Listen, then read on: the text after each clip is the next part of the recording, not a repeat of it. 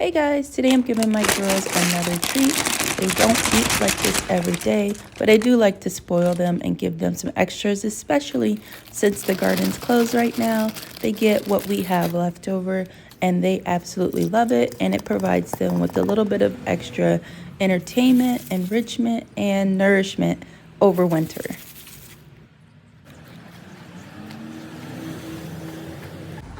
Hey, you ready for a treat? Yeah. You ready? All right.